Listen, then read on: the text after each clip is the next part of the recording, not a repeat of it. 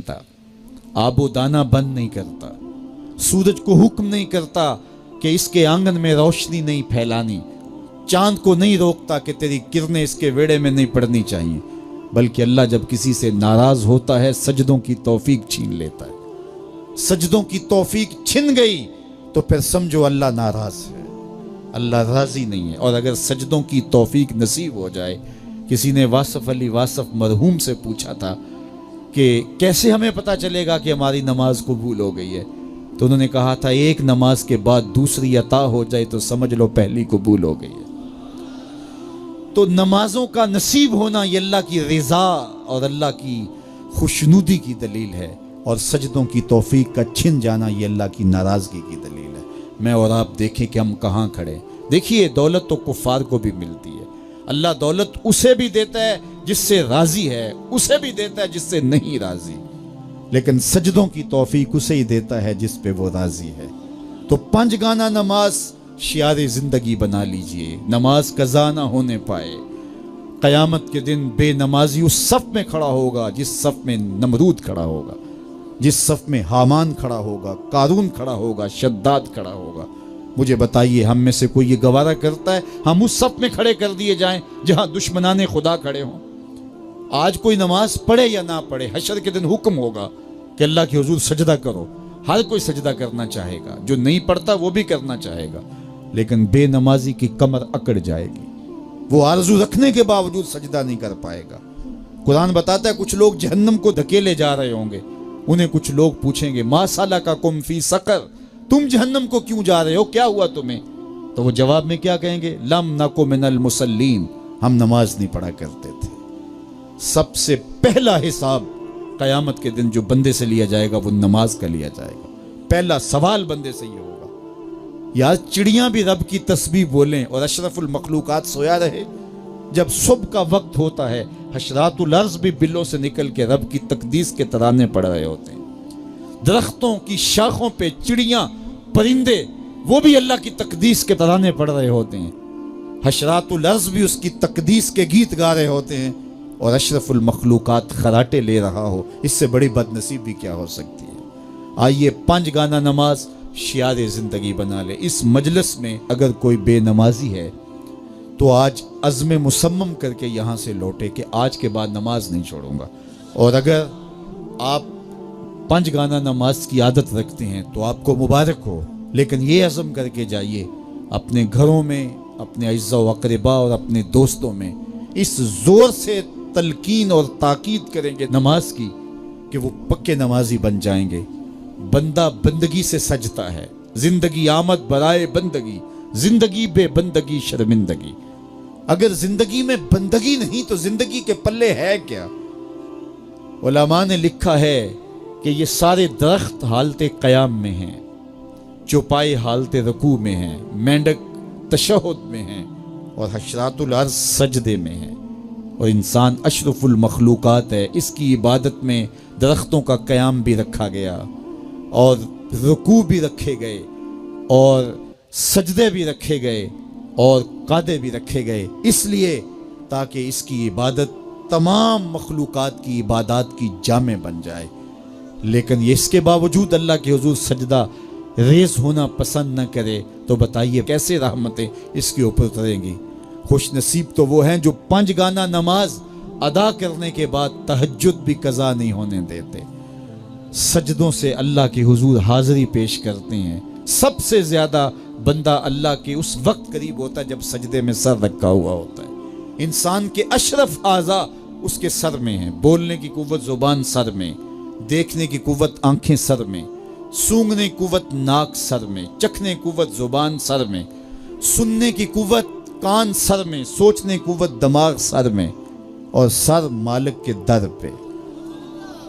नाक भी रगड़ रहा है, पेशानी भी रगड़ रहा है और जुबान से क्या कह रहा है? सुबहान रब्बियल आला, मालिक मुझसे नीचे कोई नहीं, तेरे से बाला कोई नहीं। इंसान को बंदगी का ज़ौक़ जब नसीब हो जाता है, जब उसके हुजूर बंदा झुकने लग जाता है तो फिर वो किसी के आगे नहीं झुकता। वो एक सजदा जिसे तू गरां समझता है 1000 सजदे से आदमी को देता है नजात। हज़रत मुआविया रज़ी अल्लाह ताला अन्हु की मरवियात से है कि کہ اللہ تعالیٰ جل شانہ جس کی بہتری کا ارادہ کرتا ہے اس کو دین میں سمجھ عطا کر دیتا ہے، اس کو دین میں فقاہت نصیب کر دیتا ہے۔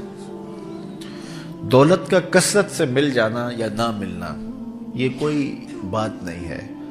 دولت اللہ انہیں بھی دیتا ہے جن پہ راضی ہوتا ہے، اور انہیں بھی دیتا ہے جن پہ ناراض ہوتا ہے۔ قارون کو دولت دی، فرعون کو دولت دی، بادشاہت بھی دی، حامان ہے، شداد ہے، شدید ہے، کتنے کتنے دولت مند اور تخت و تاج کے مالک گزرے، اللہ ان پہ راضی نہیں تھا، لیکن ان کو بھی دولت دی جن پہ راضی تھا۔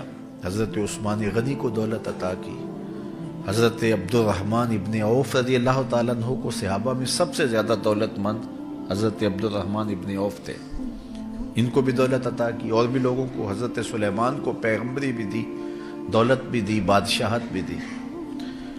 تو دولت وہ اسے بھی دیتا ہے جس پہ راضی ہوتا ہے، اور دولت اسے بھی دیتا ہے جس سے راضی نہیں بھی ہوتا، لیکن فقاہت فی الدین، دین کی سمجھ صرف اسے دیتا ہے جس پہ راضی ہوتا ہے۔ تو جس کو دین کا فہم دے دیا گیا، دین کی سمجھ دے دی گئی، اللہ تعالیٰ اس پہ راضی ہے۔